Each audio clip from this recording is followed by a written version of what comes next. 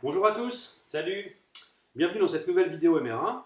Aujourd'hui, on vous propose de découvrir un modèle en mousse de chez Multiplex, un modèle en Elapor. Ouais, et la Porsche, c'est la Funjet 2. Et en fait, la Funjet, elle est très connue, évidemment. Ça fait de nombreuses années que Multiplex la propose au catalogue. La première version était même en polystyrène. Et voilà, donc la toute nouvelle version qui est sortie il y a quelques mois là. Et donc là, on est sur la Funjet 2 Ultra. Donc, et sur le kit plus qui comprend donc également l'équipement. Ouais, il comprend l'équipement en fait, ultra pourquoi? Parce qu'en fait, c'est une voilure qui est renforcée et tout plus parce qu'il y a toute la motorisation et les cerveaux, comme on va le voir. Alors, on va découvrir tout de suite ce qu'il y a dans la boîte. Ah bah on commence avec les stickers. Voilà, on a combien de planches là? On a trois planches. Trois planches, voilà. Trois planches. Et alors, on a l'avantage d'avoir des stickers qui sont déjà prédécoupés, donc on n'a pas besoin de tout se beurrer avec les ciseaux, etc. Parce que ça, c'est quand même un travail en général assez fastidieux, donc ça, c'est plutôt chouette. Et puis, chaque autocollant est référencé, donc on imagine quelque part que dans la notice, on va avoir un plan de pause. Voilà, de toute façon, comme d'habitude chez Multiplex en général, tout est bien détaillé dans la notice. Alors, la notice, parlons-en. Bah, La justement, voilà. voilà. Alors, il y a deux notices. La première, ça, c'est donc la notice du contrôleur. Ça permettra donc de paramétrer correctement. Hop, et ça, c'est la notice donc, de la Funjet à proprement parler, donc, qui est donc en allemand, français, espagnol, anglais et italien. Et donc, Ouais, le français, ça suffira, je pense. ça suffira pour nous en tout cas. Et donc, il y a tout un tas de schémas clairs en 3D. Comme d'habitude, de toute façon, chez Multiplex, en général, les notices, bon, ça va, il n'y a rien à dire. Ok, allez, Super. ensuite. Alors, ensuite, qu'est-ce qu'on a? Et bah voilà, tiens, On a donc les équipements. Boîte. Alors, dans les équipements, qu'est-ce qu'on va trouver de beau? Alors, déjà, il y a deux cerveaux. C'est des E-Tech HS65HB. Ouais. Carbonite. Alors après, on a les rallonges de cerveau et on a un truc qui est plutôt pas mal, c'est les clips de sécurité cerveau. Voilà, Multiplex fournit les rallonges, mais il fournit également les clips. Et bah ouais, c'est plutôt un bon réflexe, je pense, parce que voilà, ça coûte rien et ça peut éviter beaucoup de problèmes.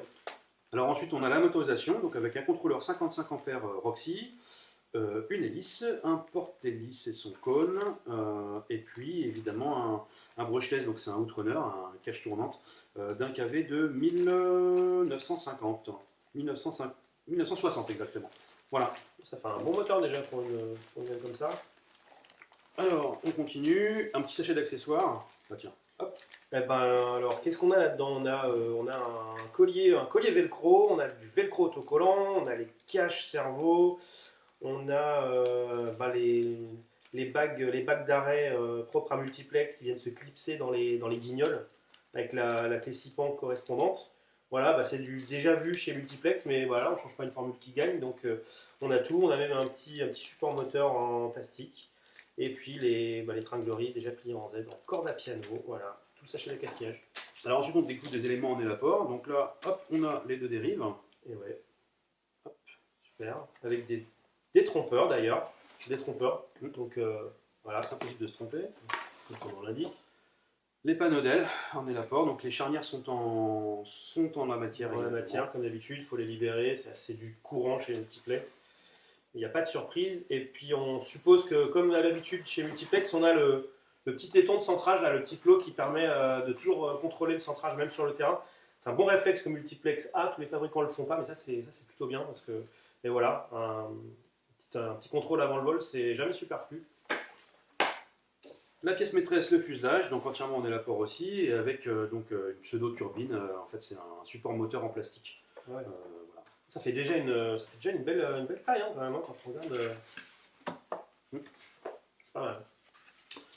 Dernière pièce en élaport, c'est donc la verrière.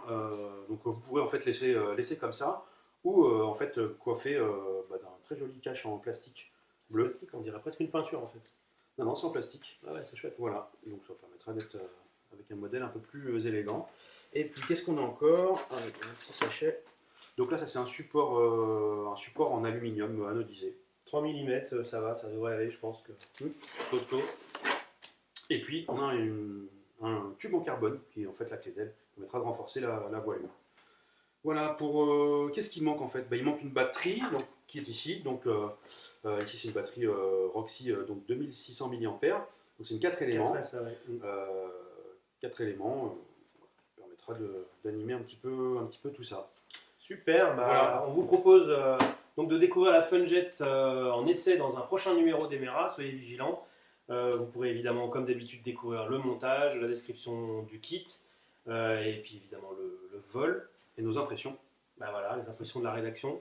Encore une fois, vous trouverez dans les commentaires de la vidéo les liens du fabricant, et puis le lien de l'accessoire, etc.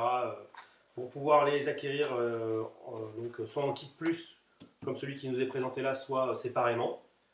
Voilà, et puis c'est comme d'habitude, si la formule vous a plu, n'hésitez pas à nous laisser des commentaires.